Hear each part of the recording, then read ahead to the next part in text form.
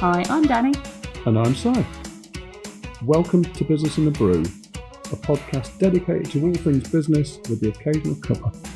We take a business story, theory, or something we just want to chat about and give it a dusting of our own special personality and sense of humour, combined with our experience and knowledge. We're both business graduates and have run our own businesses for many years. We can't wait for you to listen.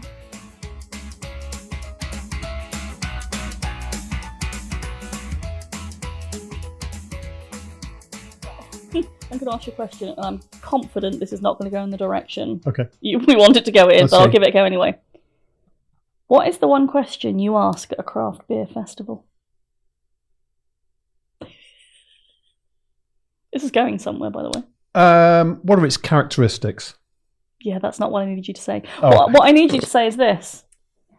Let me put my glasses on. Oh, what? Okay, not today.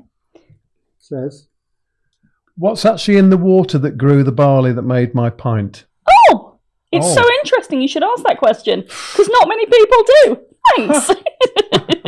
So, obviously no twat ever says that at a craft beer festival. That's a swear.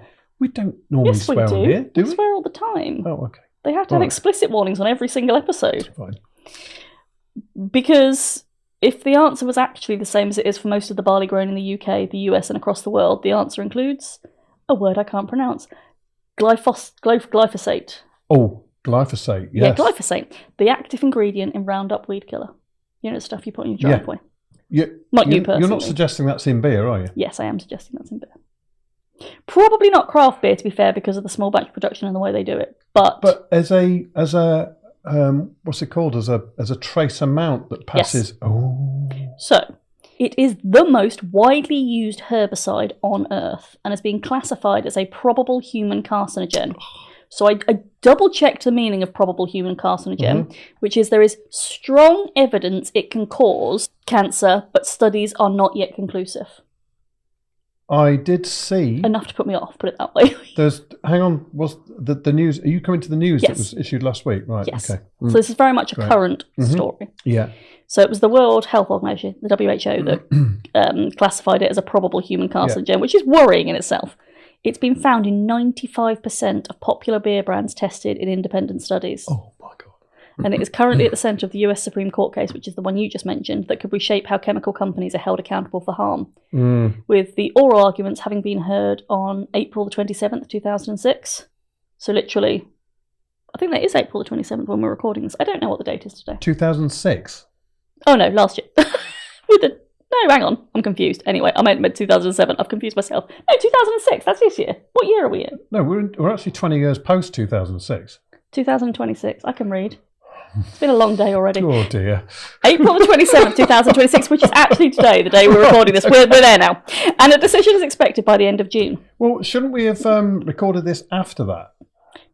No, don't be rude, because I've already written it and it's too late. I'll do like a little... This is just Danielle coming back to tell you about the oral findings. Tack it on to another. Yeah, we'll tack it. It'll be fine. Yeah. Like blue tack. Right. And most of the people drinking a pint have no idea this is happening, which is not surprising because otherwise they probably wouldn't be. Except those people that drink like Carling because they don't give a toss, do they? Oh, can you say that? Probably. I don't drink it. I can't say it again. Glyphosate. No. Glyphosate. You just keep correcting me. Glyphosate was developed by Monsanto. Monsanto. I can't say any of my words today. I'll help you. Thank you. And launched as Roundup in 1974. And we've done an episode on Monsanto. Yes, we have. Which later became Bayer. Yes. Or was bought by. Was acquired by. Yeah. Yeah. So it works by blocking a specific enzyme pathway in plants that humans and animals don't have. So regulators initially considered it relatively safe because it's not something we have in ourselves. So it became truly ubiquitous in the 1990s when Monsanto introduced... Only the 1990s, right. When Monsanto introduced Roundup Ready crops. So they literally genetically engineered to be resistant to it, meaning farmers could spray the entire field and kill everything except the crop. Genius, really. It is. It's clever. There's no doubt about it. Unless you think about the chemical element to it. Now, just a quick story about glyphosate. I had a brief stint at sharing an allotment just to see what it was like. Oh. To give it like a test drive over one summer. Was that when you were in your 50s? Oh, no. How old were you? I was in my 30s. Stop. Anyway, Yeah. Yeah. I said, you've got an awful lot of weeds on this allotment. What we're going to do? And he said, it's all right, I'll nuke it. Wow. So spraying glyphosate on it was basically... That was your organic veggies, it. was it? Yes. Right, lovely. Sounds really tasty. Yeah. Oh, you should make me feel a bit sick. Yeah, but that was before you planted anything, basically. Fair enough, okay. Yeah. So, because of that genetically engineered crop, it drove an explosion in usage. Today, around 280 million pounds of glyphosate. Why can't I say it? Are sprayed annually on 298 million acres of US farmland alone. Wow. An area roughly the size of 3 Californias. Wow. In the UK, the same thing I can't say, glyphosate is sprayed on Glyphosate is sprayed on 5.4 million acres of land every year. Wow. This is just an episode of you correcting how I pronounce things. It's great fun. Thank you. Then in 2015, everything changed because the IRAC working group classified the thing I can't say as probably carcinogenic to humans, as we said earlier. Based on limited evidence of cancer in humans and sufficient evidence in experimental animals, further supported by strong evidence for genotoxicity. Right. And the lawsuits that followed have cost Bayer, which is the company that acquired Monsanto, in 2018 dearly. There have been 24 Roundup trials so far with over $8 billion awarded to victims, and the company has settled around 100,000 claims for approximately $11 billion. Right, and this is still being produced, or are they seeking out alternatives to it? Well, one hopes they're doing both at the same time. So the most important thing to get right is that the IRAC working group that has classified this doesn't assess risk, it assesses hazard. So a probable carcinogen means that there is evidence this substance can cause cancer under some conditions, not that a pint of beer will give you cancer. So it's not a scare tactic, it is a genuine finding. For context, the same group, which is Group 2A category, includes red meat, emissions from high temperature frying, and the occupational exposure of being a barber. Barber? I'm assuming it's inhaling the hair. Is that what they do? Well, you would do when you're shaving, wouldn't you? Sniffing your hair as they should. I don't know. Where the heck did that come from? I don't know. I'm sharing some context with you.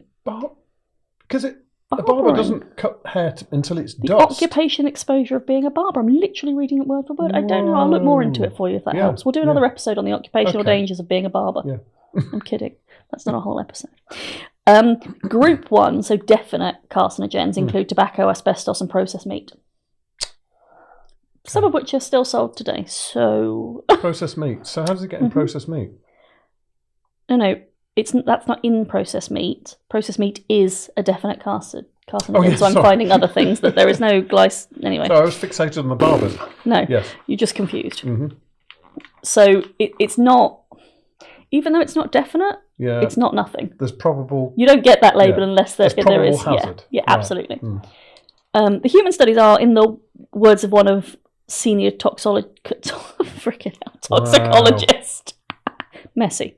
And researchers have come to genuinely different conclusions from the same data. Regulatory agencies, including the US EPA and the European Food Safety Authority, have concluded that glyphosate is unlikely to cause cancer at realistic exposure levels. So the exposure levels we're exposed to.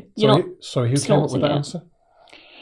The US EPA and the European Food Safety Authority. Right. I don't know if I trust either of those bodies. The IRAC says probably carcinogenic, and both are looking at overlapping evidence and reaching different conclusions. Partly because they're asking different questions. The IRAC asks, can it cause cancer? Whereas regulators ask, does it cause cancer? Right, absolutely. At the levels you're exposed to, and they are different questions with very different answers. My goodness. How are you supposed to work that out as a consumer? Well, I don't know. And it's so widely used on UK farms, the glyphosate. It has been found in beer, including major brands. A US PIRG study found it in 19 out of 20 beers and wines tested. This is trace elements of it. Yes, yeah. The main sources in beer are water, malt and hops, but the malting and brewing process removes much of it. So only around 2% of the glyphosate originally found in raw barley ends up in the finished beer, and reported levels in European beer have typically been about 100 times below legal maximum residue limits. So it's detectable, but it's not. So I suppose it all comes down to how much you actually drink. It's a bit like spraying your garden with weed killer and then accidentally licking your finger. Do you know what I mean? It's like, or eating it's a tomato, not great. Eating tomato afterwards. The actual truth is, no one really knows. No, those triggers, the little bottles, they contain a little picture of a dead fish and like a pond with no water in it and a dead tree, basically showing that. Don't spray your pondy tree or your fish. fish. Don't drink this. All right. Don't spray it near anything that you want to live, animal or plant. Well, it is a toxic chemical. Absolutely. It's supposed to be because it kills stuff. Yeah. There have been some studies. There was a landmark study used to defend the safety of it, but it was retracted by the Journal of Regulatory Toxicology and Pharmacology. Fascinating read. 25 years after publication, because actually Monsanto was included in its preparation. So it wasn't exactly an unbiased report. Yeah. It was written with their help, but without disclosing their support in writing it. Okay. I'd love to see the redacted elements. I imagine it was just a load of black lines. So the Supreme Court case, which is happening right now, the core of the case before the Supreme Court is that under the Federal Insecticide, this is going to be hard to say, the Federal Insecticide, Fungicide and Rodenticide Act, that's a thing, the ASIDE Act, it cannot be held liable for failing to warn of a cancer risk if the EPA has not found such a risk and does not require a warning. In other words, if the government says your product is safe, can a jury in a state court say it isn't and make you pay for it? That is essentially the debate. So we had the oral arguments, decision expected by the end of June. If Monsanto wins, Bayer wins, it could effectively shut down the remaining tens of thousands of lawsuits. But if it loses, their liability exposure will just continue. And the $7.25 billion settlement proposal is currently on the table. Looks pretty likely if that's the case. Wow. Yeah. There's a lot at stake there. There's a lot at stake. But there's also a lot at stake for further corporate 100%. Blame for a slew of other chemical items that are produced. Yeah, if you're saying you've got companies. this tiny little, tiny trace of it in there, I'd be interested to know what other traces of other things are in your beer as well, and where do they come from? You know, has it got and how harmful they are? The mud off a gnat's feet where it's stood on your plant or whatever? Yeah. There's an amazing story about a chemical that it's actually I think it's another weed killer. I think it might be another weed killer. I think I have to do some digging on that because actually it's a fascinating story. Yeah. People ended up in the factory ingesting it in their sandwiches, breathing it in and all sorts, and it polluted an entire river. And that's completely the other end of it, you know. So when you've got people, you know, the production of that chemical, that compound, well, how clean is the environment around the production facility? You know, what else is being what else are you picking up killed around it? Yeah. It is really interesting, and it's, I mean, obviously the glyphosate, isn't just in the weed killer. They also, in UK barley farming, use it as a pre-harvest desiccant, so to dry out the crop before you harvest it. So it's one of the main routes for getting it into the barley. Right. But it's a practice the Brewers Association explicitly says it opposes. Doesn't mean people aren't doing it, but it explicitly says it opposes it. Depends on where you get your barley from, I suppose. Well, an organic barley is not treated with any of those chemicals, but organic certification doesn't guarantee zero residue because of the spray drift from neighbouring fields. There is no way, unless you're growing it in a greenhouse maybe, that you're going to be completely free. Yeah. The most honest thing a brewer can say is we source our malt carefully, we test where we can, and the residue levels in finished beer are currently well within legal limits. Whether those limits are set at the right level, that's a really different question entirely. So, do you... Would that put you off a pint of beer? No, of course it wouldn't. What would it take to put you off a pint of beer? I never put a spoonful of it in every pint of beer. I might be tempted to stop. Yeah. Yeah, but it's just so bizarre. But if it's in beer, it's going to be on grapes, isn't it? You know, grapes. Will it also be on your cheese that you're... On my cheese. Cows eat the grass. That is true. Mind you, we're not going to deep dive into that. But yeah, any crop Yes, in theory. But even a crop that's organically grown that's in a neighbouring field to someone that's got spray drift, you're absolutely ruined. Mm-hmm. But then equally, I don't know, let's say I spray my driveway with Roundup to get rid of the weeds, and then I walk back through my house and it's all over my carpet that my cats are on or whatever. Mm-hmm. Does that cause a problem? Should we worry about this probable carcinogen? And the thing is, because it is it's a compound that what am I searching for? It's cumulative, isn't it? Yes. So it will build up. It goes into the body. Yeah. It builds up. Yeah, it's got nowhere to go. Does it ever come out of the body once it's in there? It's like a forever chemical. I believe it's a forever chemical, but I haven't looked into it in any detail. Okay. But this is literally the court hearing at the moment is one of the most consequential product liability decisions in years. It could make a massive impact. Okay, so and that's just the US. Right. Yeah. There's still all the other countries in the world. So this inquiry that's going on is going to be something to watch over the next few weeks, months, and probably years. Yeah, I mean, because it depends what the decision is. If the decision's actually no, they're fine to keep using it, then it will go quiet. But if the decision is they're found to be liable, that was going to drag on for a long time, because we know that settlements do not come quick. Yeah.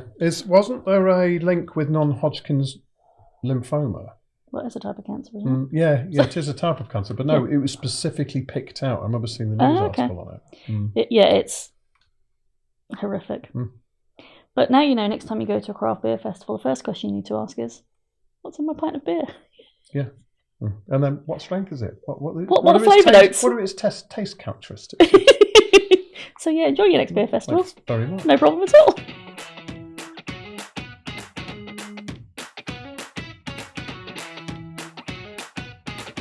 Thanks for supporting us by downloading and listening to this episode. And a massive thank you also to Dolly, Emily, Nat and Lewis and the BTD Studios for all your expertise in bringing our podcasting dream to reality.